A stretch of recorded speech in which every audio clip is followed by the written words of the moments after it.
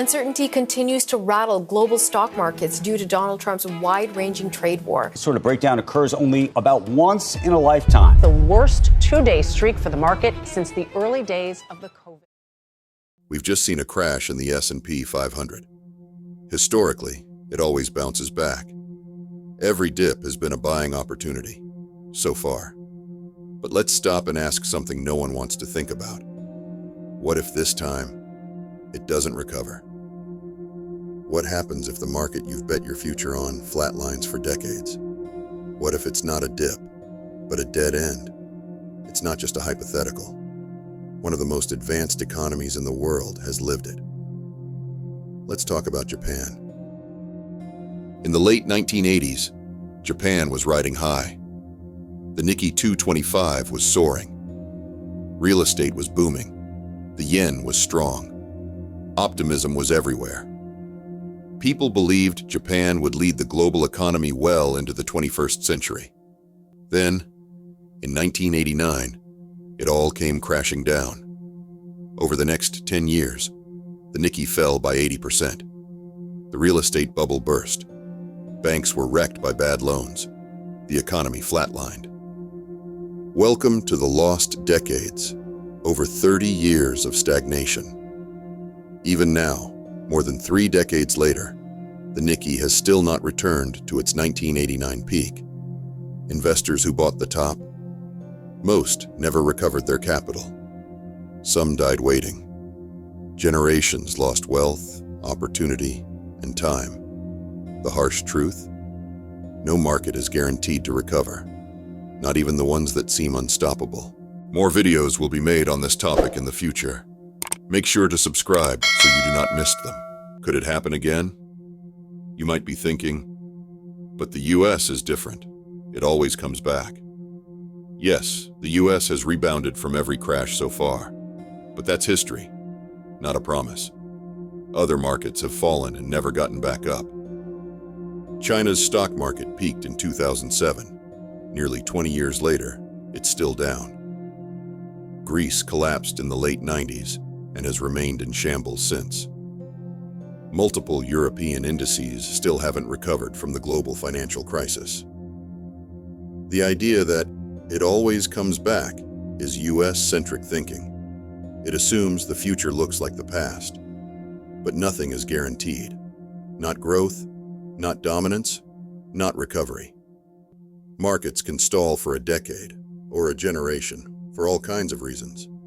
Wild overvaluations, bad fiscal or monetary policy, demographic decline, currency crises, global shocks no one saw coming.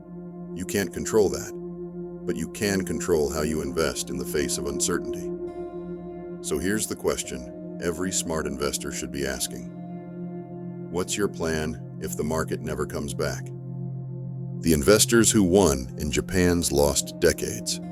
Now, not everyone lost during Japan's collapse.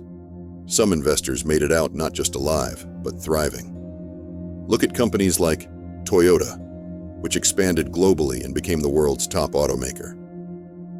Nintendo, which pivoted from toys to global gaming dominance. SoftBank, which reinvented itself into a tech investment juggernaut. They didn't sit and wait for Japan's economy to recover. They looked outward, diversified, and adapted to global markets.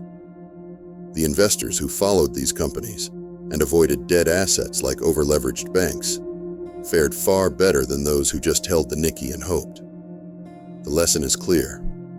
To survive stagnation, you need to go beyond your local market and be willing to pivot. How to prepare if your market never recovers. If your home market goes nowhere for the next 20 or 30 years, here's how you avoid becoming collateral damage. 1. Diversify globally. Don't put all your faith or capital in one country. That's not patriotism. That's risk. Broaden your exposure using international ETFs and global funds. Add emerging markets, developed ex-US, and regions with long-term tailwinds like India or Southeast Asia. Diversification isn't just about reducing volatility. It's about not getting trapped when your local market gets stuck. Second, shift toward cash flow. If your entire strategy is based on capital gains, you're gambling on market movement. Start building income streams, dividend-paying stocks, bonds and fixed income, real estate investment trusts, REITs, even private business income. Cash flow is what keeps you in the game when price growth disappears. It's what turns survival into compounding. If you suspect stagnation is setting in, consider allocating an additional 5 to 10% to income-focused assets. Then reassess every 12 months and adjust further if needed. 3. Cut dead money. Some assets don't just dip, they rot. Think Japanese banks holding bad loans for 20+ years, or zombie companies that haven't grown in a decade. If something in your portfolio has been underperforming for years with no upside in sight, sell, reallocate. Take the tax loss, offset gains, move on. There's no medal for holding the bag. 4. Stay flexible and opportunistic. One of Japan's greatest investor failures? Inaction. They waited and watched their wealth disappear.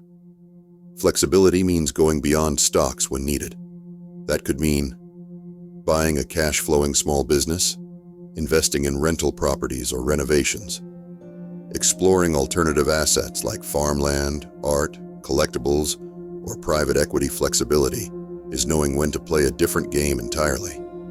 If the market stops working for you, don't freeze. Pivot fast. That's how you stay ahead. Don't bet your future on a rebound. Japan's lost decades prove that markets can stagnate for an entire generation. And no matter how dominant a country seems, nothing is guaranteed. If you're banking your future on the market always comes back, you're playing a dangerous game. But if you diversify, build cash flow, and stay flexible, you're ready for anything. The next lost decade could be around the corner. It could happen in the US, or Europe, or China again. No one knows where it starts, but the question is the same. Are you prepared if it does? Because hope isn't a strategy. Preparation is.